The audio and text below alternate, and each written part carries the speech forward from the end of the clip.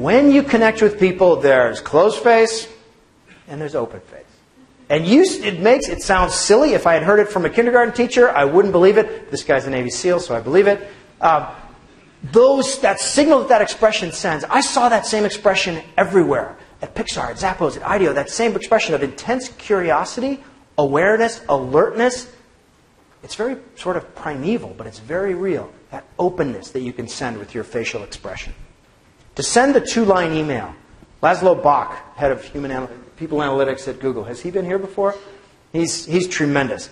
But he's got an email that he suggests people send, which is really simple, especially sending it to people in a team, among each other. And it says, hey, tell me one thing you want me to keep doing and one thing you want me to stop doing. 2 lines that send a really powerful signal of connection and belonging and openness. I want to hear from you. We're even here. I'm not above you. I'm trying to get better. We're about getting better. Small signals that deliver a big message. And finally, obey the 2 times rule. The 2 times rule is that you need to send signals of belonging and safety twice as often as you think you do. Our brains are built to require repetition.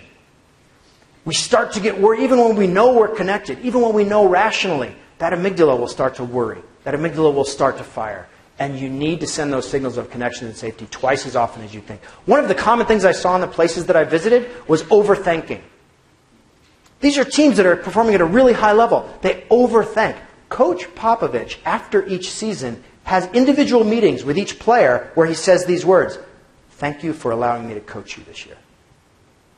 They're paid millions of dollars to play. But he sends that signal because he knows it's a powerful signal of connection. Thank you for allowing me to coach you this year. Overthinking. So that's the first chapter. How do I create that connection? But what's that connection for? What's that connection for?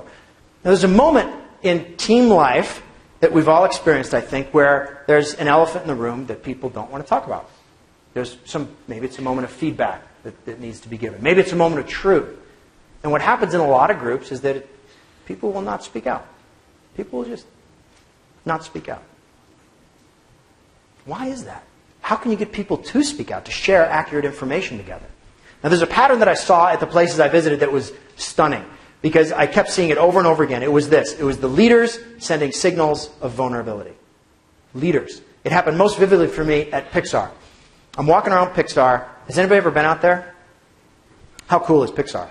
It's pretty cool. And they have a new building. It's called Brooklyn. It's their studio building. And it's the coolest building I have ever been in my life. And to be fair, I'm from Alaska.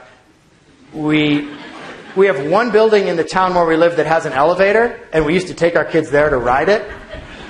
So I have not been in a lot of cool buildings in my life. But Pixar has genuinely cool buildings. There are bars hidden in little speakeasies and just brilliant design touches. And it feels like home and it feels incredible. And so where I'm walking around Pixar with Ed Catmull, who's the founder and president of Pixar, co-founder and president. And he's one of the most brilliant people in computer animation, and he's been at Pixar since the start. He was a big part of building this building. And so I'm walking through there with Ed, and I said, I'm like, this is the coolest building I've ever been in. This is amazing. And he stops. Full stop. And he says, actually, this building was a huge mistake. Kind of stops me there.